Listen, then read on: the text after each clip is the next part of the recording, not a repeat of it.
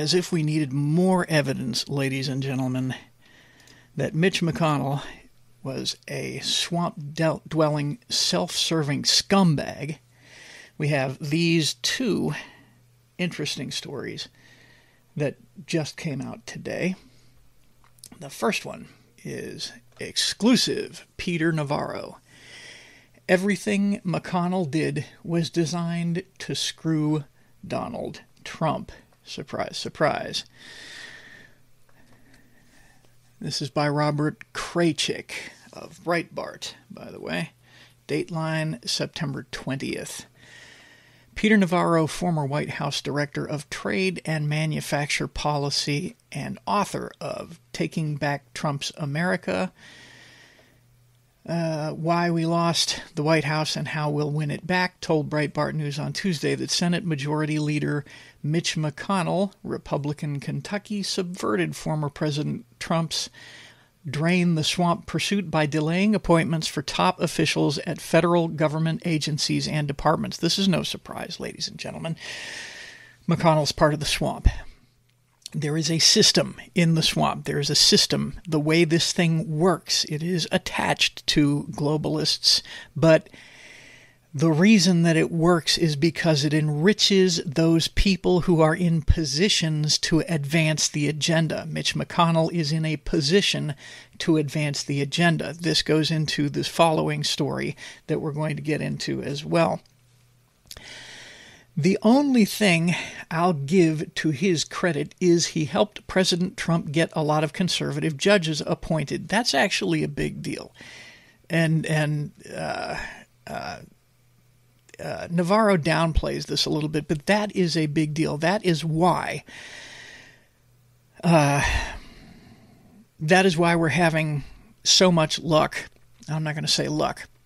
I'm going to say success in dismantling the agenda of the swamp. So in this way, I would give McConnell credit that he did assist in dismantling the swamp, because the main way that the left was able to advance their agenda in the United States was not legislatively, because most people do not support the globalist liberal agenda. They just don't. And so what they would have to do was they would have to advance their agenda via activist judges. And oddly enough, the one favor that Barack Obama did for us and the American movement, the liberty movement, the MAGA movement, was that he was not very good about filling judicial slots. He left a whole bunch of judicial slots open, and those were judicial slots that Trump was very, very willing to fill, and to his credit, he did. That is definitely playing the game with the end in mind. So I'm going to give Mitch a little credit here on this one. Okay. Anyway, Navarro goes on. Okay, good for him, but everything else he did was designed to screw Donald Trump, Navarro said on SiriusXM's Breitbart News Daily with host Alex Marlowe. He continued, the worst thing he did, in my judgment, was to slow walk all of the Trump appointees to the major departments and agencies. So if you don't have those folks in those top agencies, you cannot drain the swamp. And then, fast forward, Mitch McConnell made one of the stupidest gambles in conjunction with Fox's Karl Rove in Georgia, and they screwed up those Senate races. They didn't. That was not a mistake. They did that on purpose, and this again gets into the next story that we're going to get into.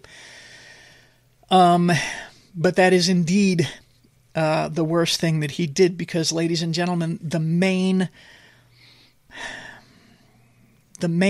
body of the swamp is not in Congress. It is in the federal bureaucracy. The federal bureaucracy came into being because Congress delegated their authority to the executive branch unconstitutionally delegated their authority to the executive branch and created these regulatory agencies that are also unconstitutional. They should not exist. The vast majority of them, the federal government has no authority in these areas. I cite the Department of Energy, the Department of Education. These agencies should not exist. And we can go into law enforcement agencies as well. But that's a totally different issue. I'm not going to get into that right now. However, all of these regulatory agencies, these bureaucrats, are where the swamp really lives. They are unelected, therefore unaccountable. They cannot be fired, at least up to this point cannot be fired. That is going to change if and when Trump gets into the White House again.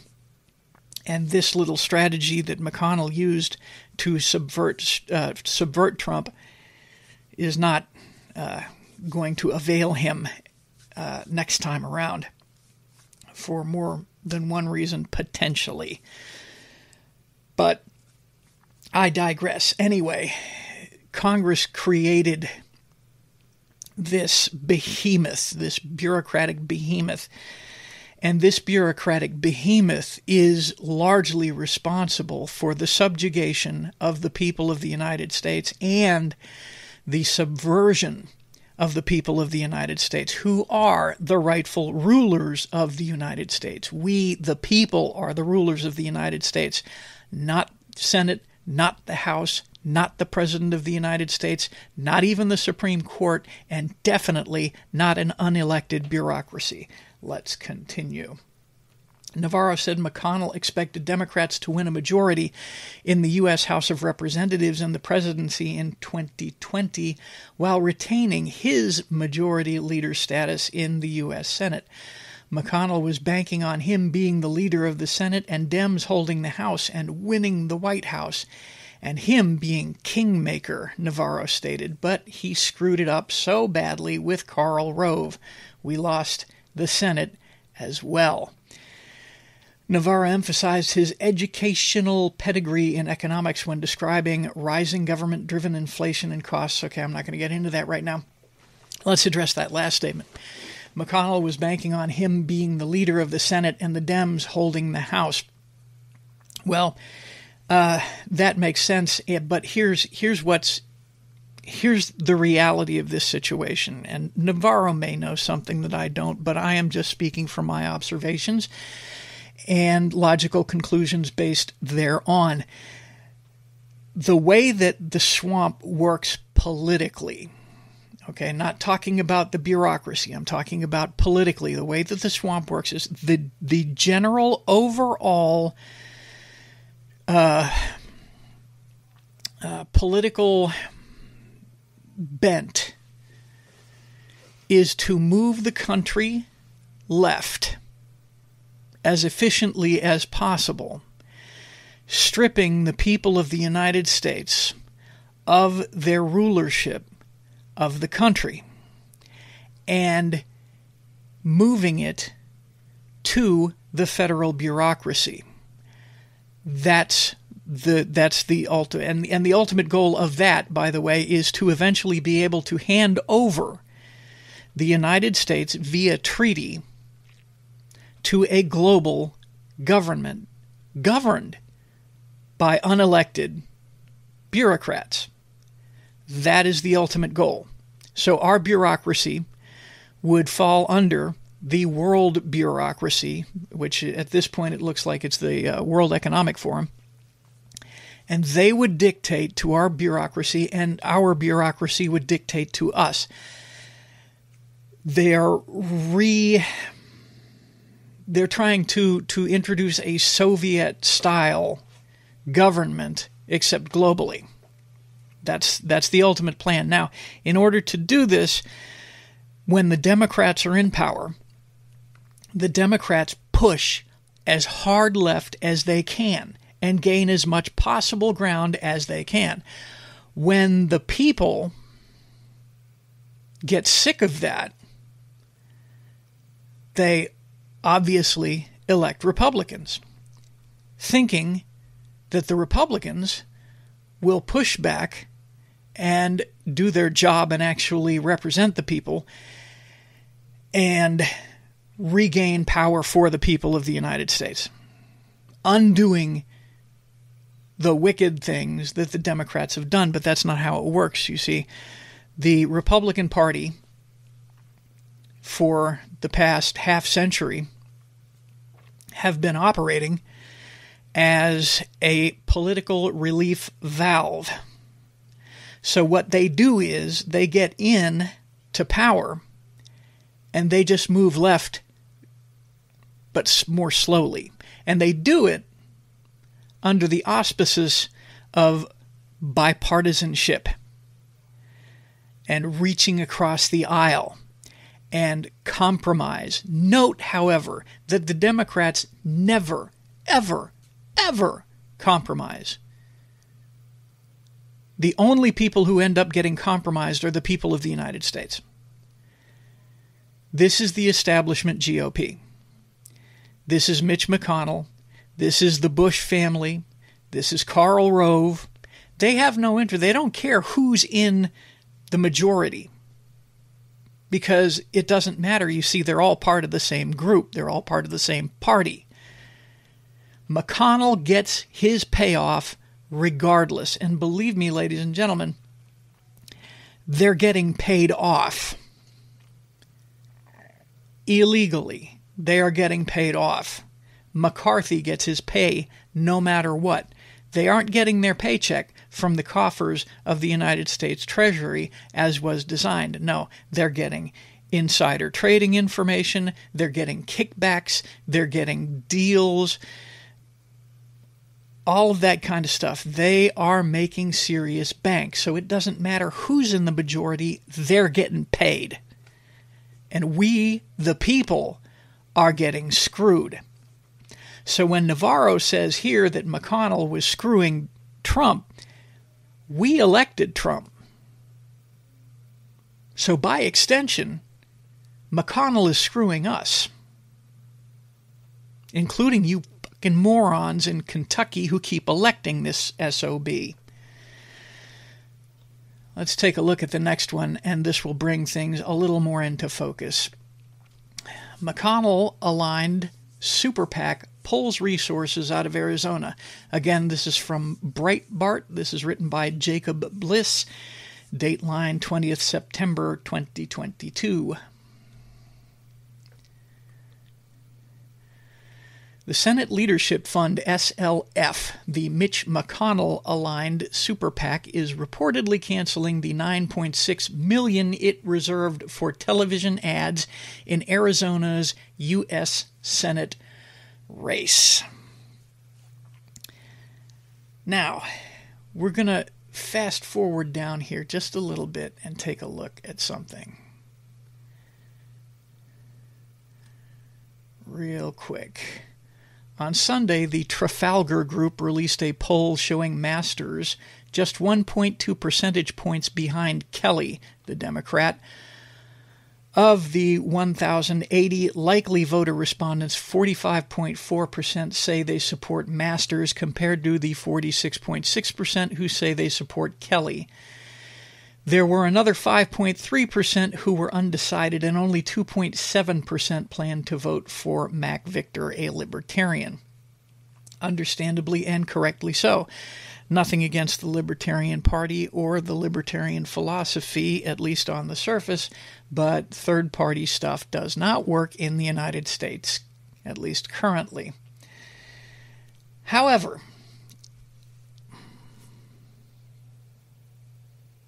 the Republicans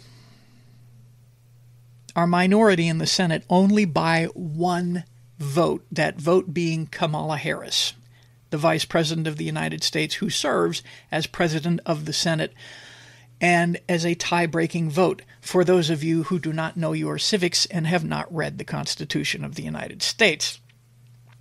So, the Democrats are in charge by one vote and one vote only, which means they are literally in a tie.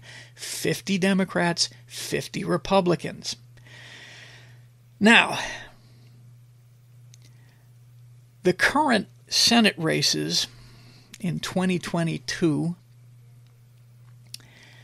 could potentially, and according to recent polls, may potentially give the Republicans back the leadership of the Senate by 2 seats. Possibly, theoretically, it could be more, because now, word has it as of a couple of days ago, there are a couple of seats that are traditionally blue or traditionally toss-ups that are considered statistical ties. And 2 of those are in very surprising states. Also add to that the fact that in all of these polls, Democrats are usually over-surveyed by double digits, anywhere from 15 to 20% more Democrats are surveyed. So that skews the results. However, just given these particular results, we've got a statistical tie here, easily a statistical tie. And normally the margin of error is around 2 to 3 points.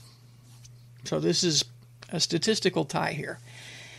And you've got the leadership of the House super close to call in the 2022 elections. Why would Mitch McConnell pull financial resources from a Senate race that could potentially give him leadership of the Senate that is so close to call?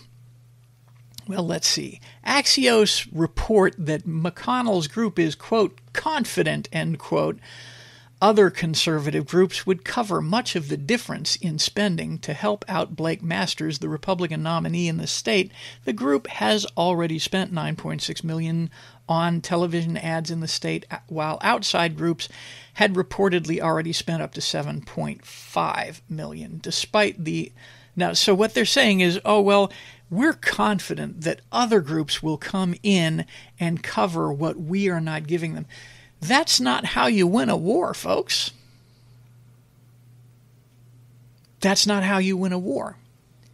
You don't, in a pitched battle that could go either way, we're looking at this from a combat standpoint, a strategy standpoint. In war, if you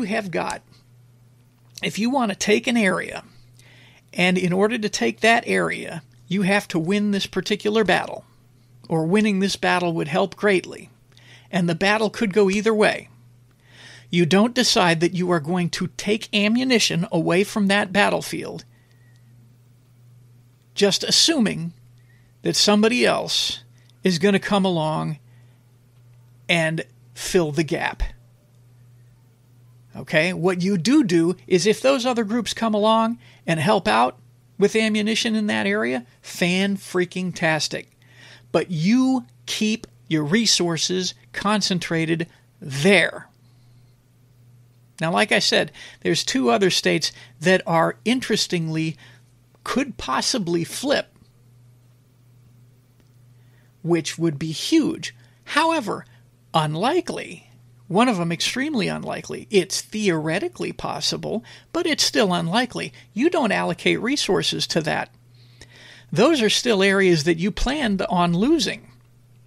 You were going to lose those areas. If they flip, great. If somebody comes and moves in there and fills in the gap there, and you flip it, great.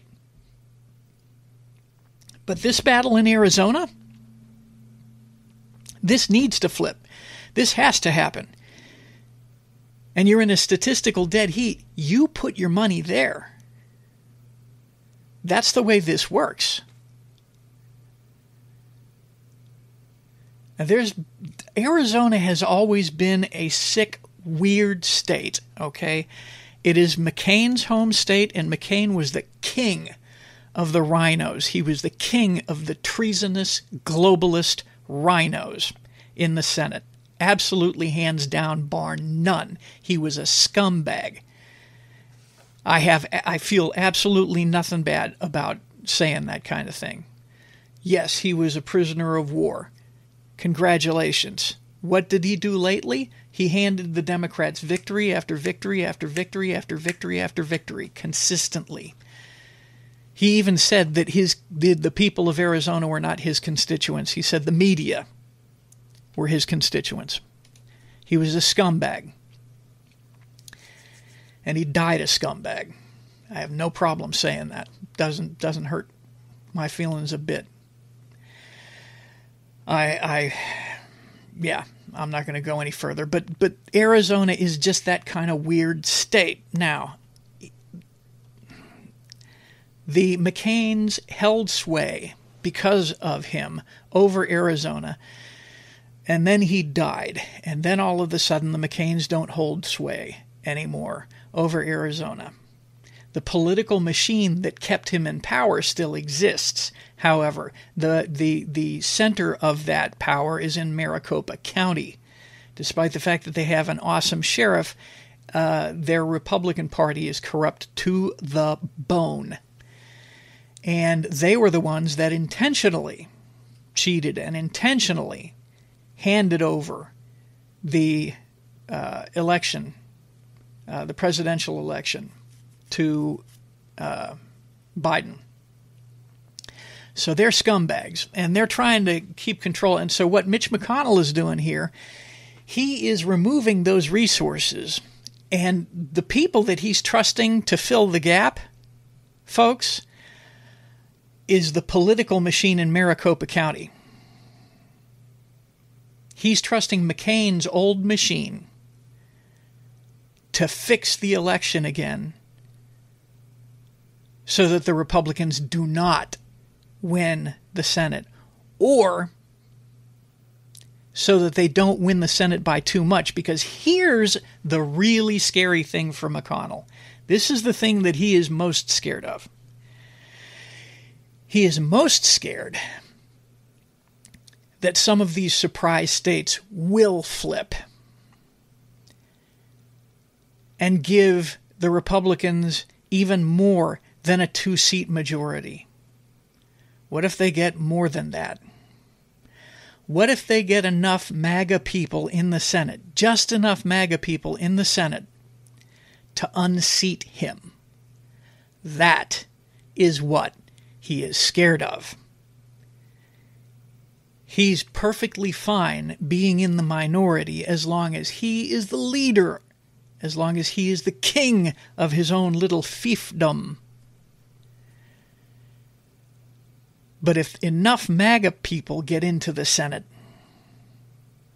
they will unseat him. Trump has said that he has made it a priority to unseat Mitch McConnell as leader. And Mitch McConnell doesn't like that.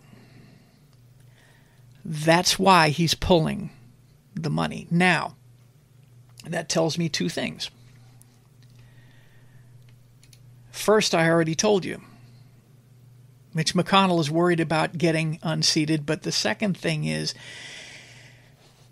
that if he is worried about being unseated by just 2 or 3 more MAGA people in the Senate, that means that his hold on leadership in the Senate is not as strong as we are being led to believe.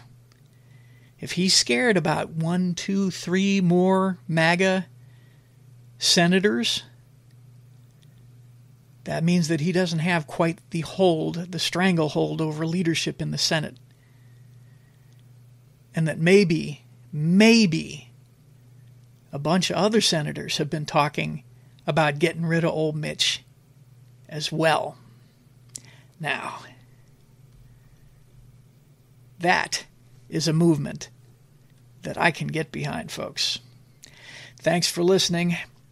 If you want to get in touch with me, I'm Doc Bryant Show at zohomail.com, zohomail.com. You can reach me on Gab, Getter, Minds, Truth Social. I'm leaving one out, I'm sure. Gab, Getter, Minds, Truth Social, at Doc Bryant. And I'm on Twitter at Doc Bryant Actual. Send me your hate mail, send me your comments, whatever. I'd love to hear from you, because if there's anything I love, it's a good conversation.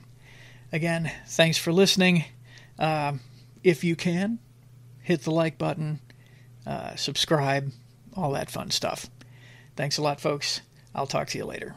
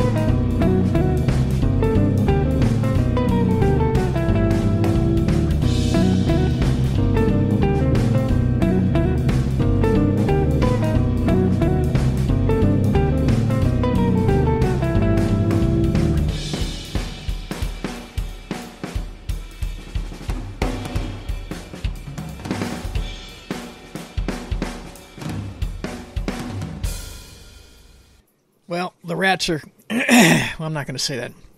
The rats are in trouble. The swamp rats are in trouble, ladies and gentlemen. Thank you for watching again. I'm sorry I was not around yesterday. I was feeling quite a bit under the weather. Your prayers are appreciated. Anyway, FBI whistleblowers, as I predicted, FBI whistleblowers are starting to come out of the woodwork now that they realize that, A, they are going to be heard, which is one of the first things that whistleblowers are concerned about, and B, the second thing they're concerned about is that something will actually be done about it. That may... I don't know, that may be the first thing. I mean, if I was a whistleblower, that would be my first concern. Is if I do this, and I guess it's related to whether or not I would be heard, but I think it's more important that something be done about it, instead of, especially considering the situation right now, and especially considering the very, very long and storied history of the Republican Party in Congress over the past half century or more. Their gutlessness, their cowardice, and their complicity with the left. I would be reticent, if I was a whistleblower in government, to go to them. But apparently they're coming out. I've heard numbers 20 to 24 FBI whistleblowers that have come out, and they're telling a story that is something that, quite frankly, is not surprising, something that we conspiracy theorists have suspected for quite some time and have been reporting on and speculating on for quite some time. And here they are coming out, and they're talking to the Republicans about it. Not just any Republicans, but apparently they're talking to Republicans that they trust, that they know will, if given the opportunity, or they hope if given the opportunity, will actually do something about the problem. And ladies and gentlemen, this is an enormous problem. This problem is bigger than we previously suspected, or at least than most people suspected. This is something that most normies who do not keep track of politics, who do not keep track of those in government, who are the reason that those in government are actually capable of getting away with abuses like this. These people who need to wake up, these are things of which they are not aware. But they need to be made aware, which is, of course, why there are people like me sounding the warning. Now, whether or not they listen, it's on them. This is actually a biblical principle, the principle of the watchman. And not to be confused with the LDS church. It says in the Bible that if you are privy to a warning and you do not give the warning, then the blood of those who suffer from what happens is on you. But if you do faithfully give the warning and people don't listen, then their blood is on them. And so that's why I do what I do. I might not have a lot of followers, I might not have a lot of listeners, but I am putting the warning out there.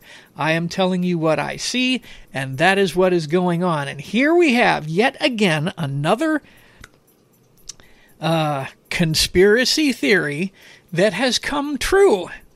Now remember, folks, at this point in time when the left, and I'm talking about the so-called mainstream media that nobody's watching anymore, but when the Democrats come out, when the Rhino Republicans come out, when the media comes out and accuses somebody of engaging in conspiracy theory, at this point in time, you can just go ahead and assume that that conspiracy theory is either in part or in toto fact, that it is happening. Because right now the term conspiracy theory is being used as a logical fallacy along the lines of ad hominem, which is attacking the person and not the actual argument. So they are saying that the person who is saying these things is engaging in conspiracy theory. Excuse me, folks. Still not quite over it. Engaging in conspiracy theory, and that's they're not answering the actual argument. And they do that on purpose, so that they don't have to, because they know that if they have to address the argument, that they are going to, in fact, lose.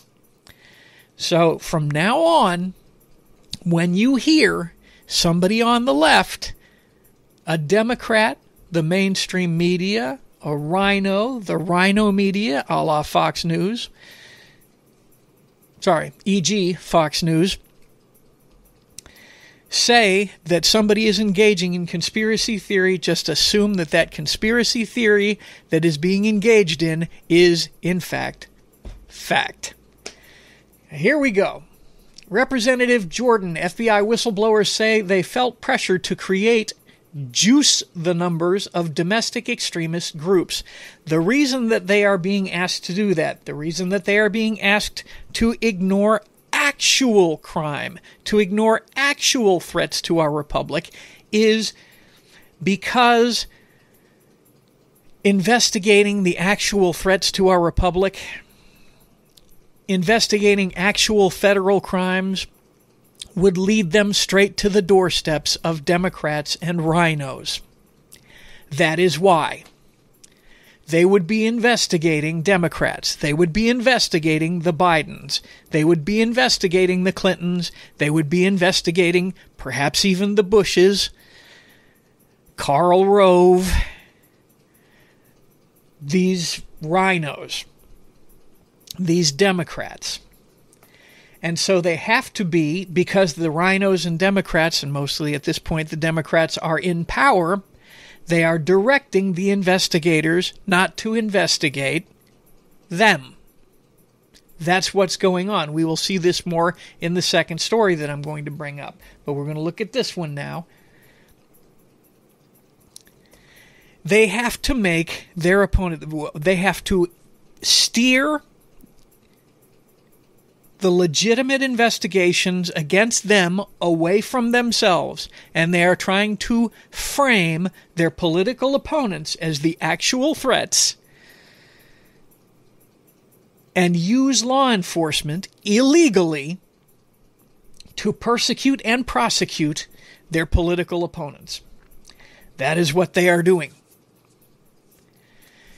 John Solomon and Amanda Head host Just the News, Not Noise, delivering the pressing news of the day and giving you information. Well, I'm sorry, that's... Oh, okay. Oh, this is an audio snippet. This is an audio snippet. So, I guess we can skip this. We're going to move on to the next story, which is related. Child and sex abuse cases no longer priority for FBI. Instead, they are going after January 6th, which is a total red herring, ladies and gentlemen. Total red herring, January 6th. Note that the FBI to date has not brought a single charge of insurrection against anybody who has been illegally jailed, illegally held for insurrection. Not a single insurrection charge has been held. Instead, those people who have been illegally held without bail, illegally held without talking to family or attorneys, illegally treated, these are political prisoners. Not a single charge has been brought against them for that. They have been pressured to try to admit to other charges, a la the witch trials in Salem. That is all this is. This is a witch hunt. Child sex abuse cases no longer a priority. Why do you think specifically child sex abuse cases are not a priority, folks? I mean, there's a whole lot of different crimes that the FBI investigates, tons of them. But they are taking FBI agents off of investigating child sex abuse cases, human trafficking cases. You know why, folks? Because that is where the money is. I think more than drugs, slavery is where the money is. This is what this is. This is slavery. And this is where the money is for these people, more than drugs. And the Democrats and the rhinos are engaged in it. They are up to their necks in it. This is why they will not release the names of Ghislaine Maxwell's clients. This is why they will not investigate those people who went to Pedophile Island. And this is why those people who were facilitating the sexual abuse of minors at the hands of wealthy and important people are dropping like flies. They are being suicided by these powerful, wealthy people. That's why these FBI agents are being taken off these human trafficking cases to keep them away from investigating Democrats and rhinos, people who are rich and powerful, and turning these very same agents against the political opponents, ostensibly the righteous politicians, who would bring this country back into the light. And this country has gone way, way, way far from the light under the rule of these rhinos and these Democrats. We have gone way far. Further than we would like to think. This country's wickedness is unforgivable. And ladies and gentlemen, I am not here to totally excoriate these Democrats and these rhinos. Because you cannot blame a snake for being a snake. Snake's going to do what a snake's going to do. But you can decide whether or not you are going to allow that snake into your home. And the way that we, the people of the United States, are called to do that is by paying attention to what our elected officials are doing in our name. I have stated many, many, many times on this show, many times, that we, the people of the United States, are the rightful rulers of the United States, not the politicians in D.C.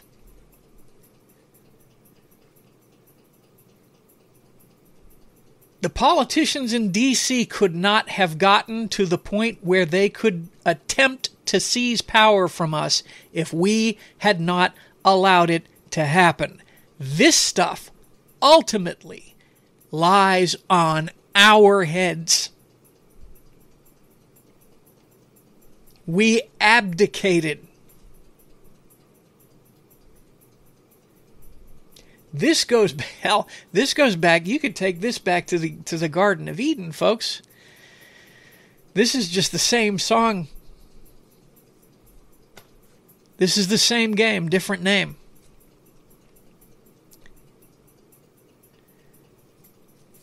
Adam and Eve were given a paradise, and they were also given a choice as to whether or not they would keep it. They were given one rule, folks. One rule. And they couldn't obey that rule.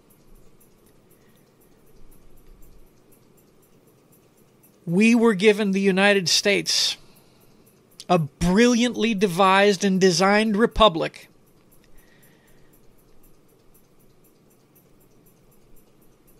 and Benjamin Franklin himself, when asked what kind of government the people of the United States had been given, and I know people have heard this and said this multiple times, he said, "A republic, madam, if you can keep it."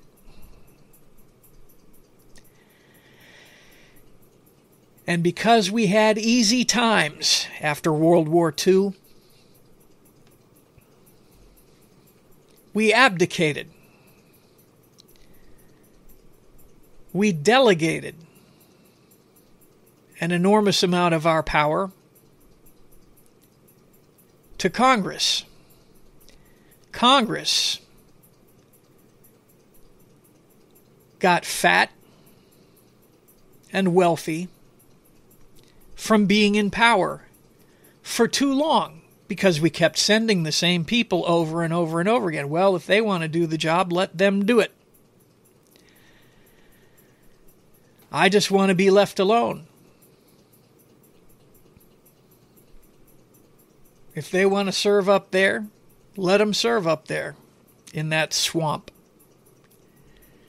And so they did.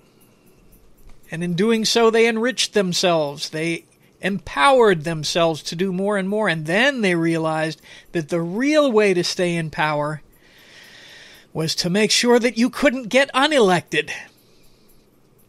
So they delegated an enormous amount of their power by creating a federal bureaucracy to create legislation. An unelected bureaucracy to create regulation, which is legislation without accountability. A bureaucracy that cannot be fired.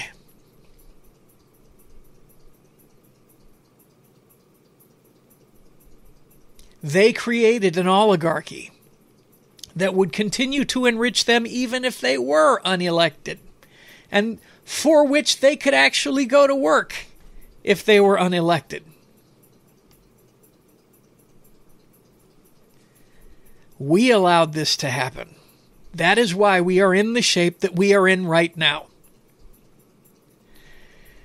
And ladies and gentlemen, in order to fix this, in order to truly fix this, a lot of things have to happen. But one thing that absolutely 100% has to happen is we have to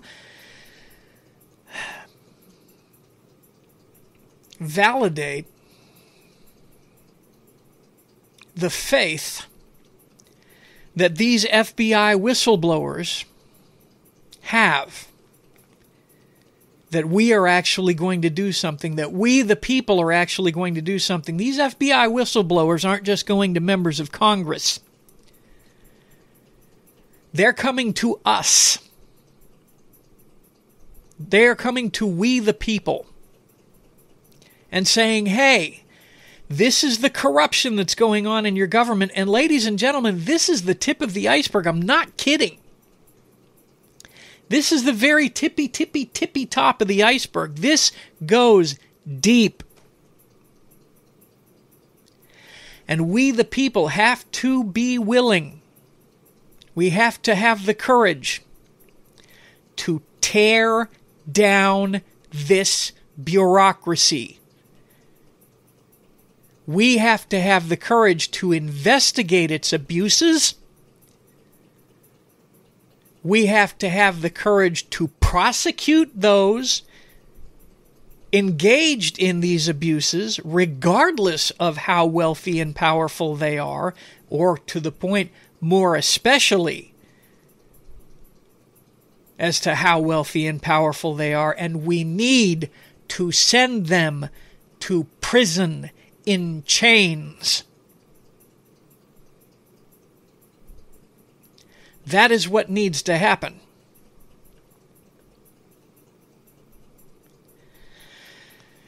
The question is, do we have the courage? Because like I said, folks, this goes deep. These people are engaged in slave trading.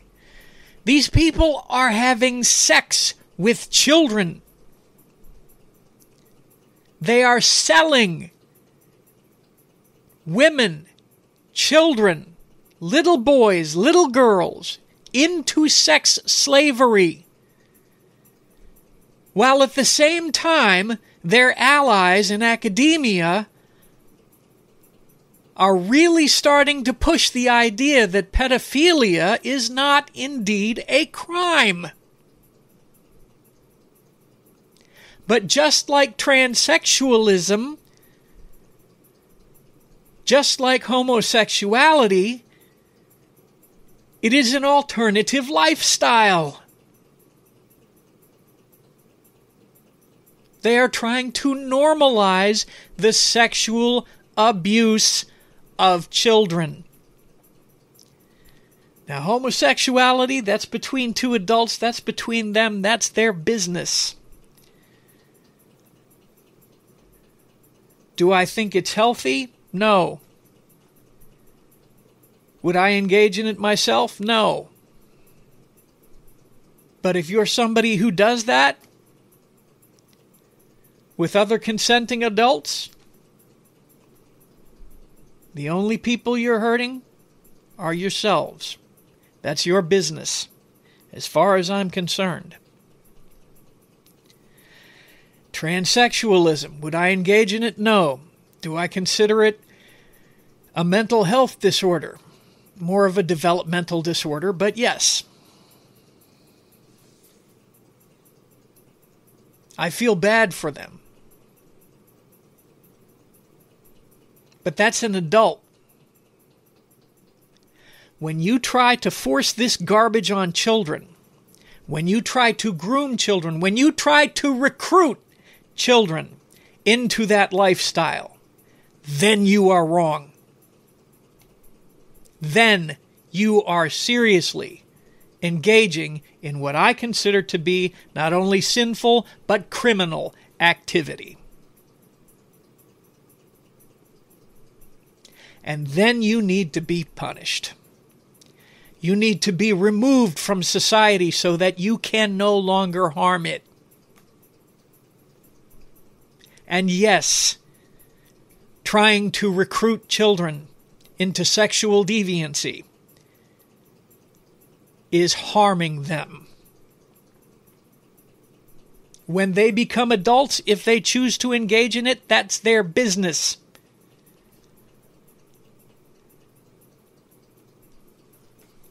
It is not their business. It is not their choice if they are influenced into it, if they are abused into it. That is criminal. The people engaged in this sexual slavery are criminals of the very lowest, worst stripe. They are evil, pure evil. This is the exact opposite of a victimless crime. All this is victimization. That is its point.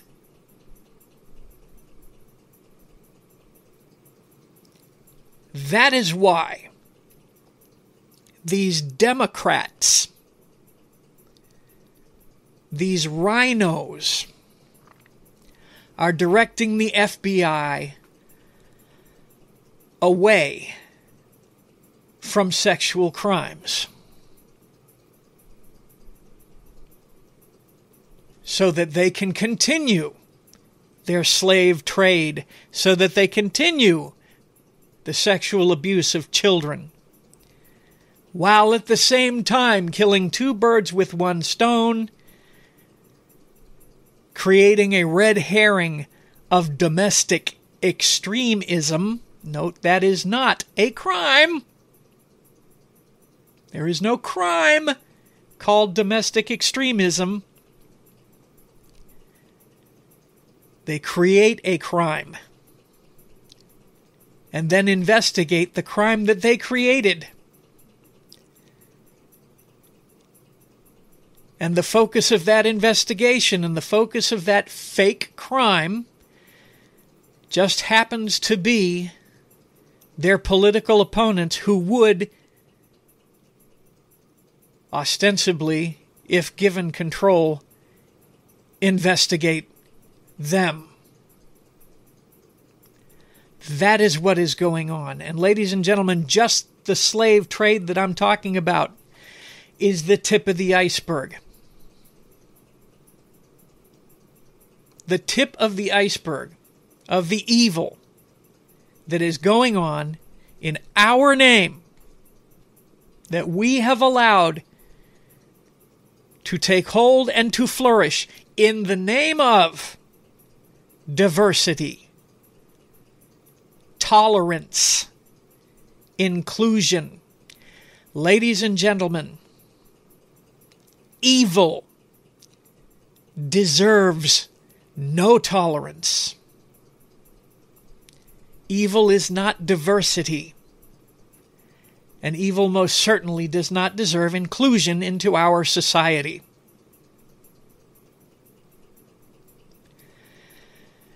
This stuff is evil. And we as a society need to give up this moral relativism that has led us to this point. We need to start calling evil evil, and we need to start recognizing good as good. The Bible says, "Woe to those who call evil good and good evil, who call bitter sweet and sweet bitter." We're at that point, and woe to us indeed if we allow it to continue.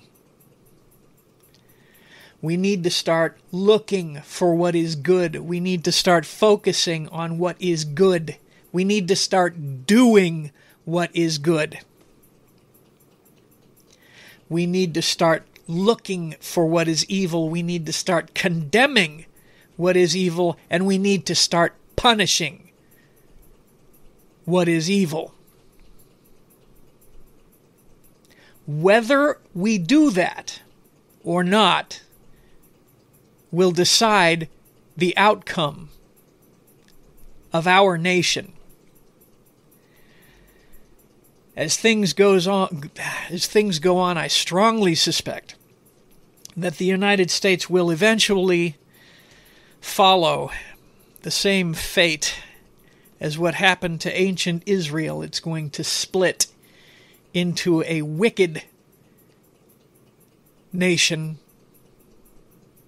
and a not-so-wicked nation. And the wicked nation will very soon be enveloped by other wicked nations, and the not-so-wicked nation will slowly but surely dwindle.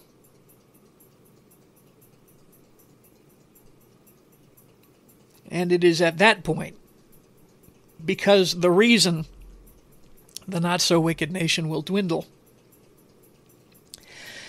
is because the Christian church will dwindle and become weak until it is nothing but an ember.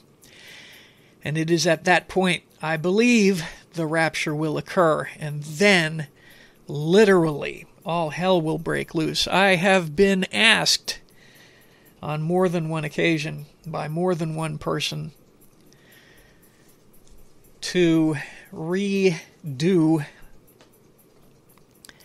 my series of sermons on the book of Revelation, and I've been wondering whether or not I was going to do it,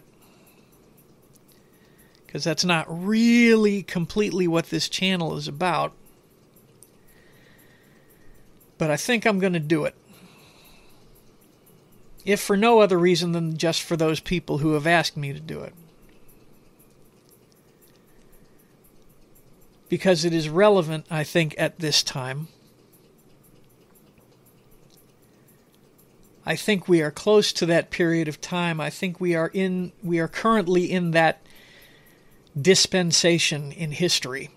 I think we are in the end times dispensation. I don't think we are as close to it as I previously did think,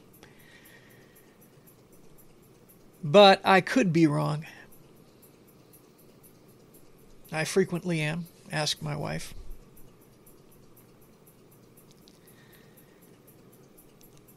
Ladies and gentlemen, thank you for listening. Pray for me. I will pray for you. Whoever you are. Even if you're one of these folks, I'm not kidding. Even if you're one of these folks involved in the slave trade, I will pray for you. Because even if you are it doesn't matter where you are. It doesn't matter what you do or what you've done or what you're doing right now. You are never so far gone that you cannot turn around and give yourself to God. So I'm going to pray for you guys. I ask you to pray for me. Even if you don't believe in God, go ahead and give it a try. Because He can hear you, even if you don't believe Him.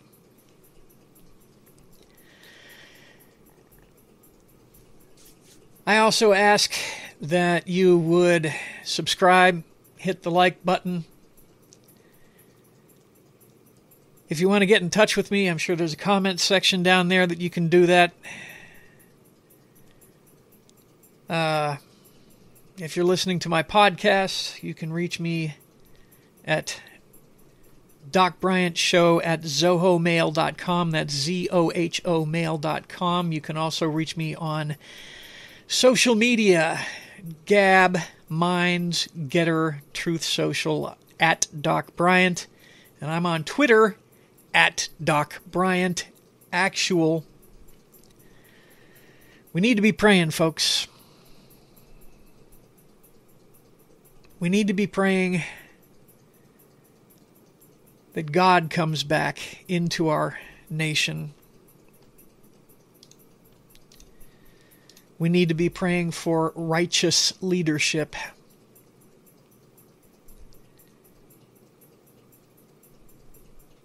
Otherwise, this country is done for, sooner rather than later. I'd prefer it to be later. Thanks for listening, and I will talk to you later.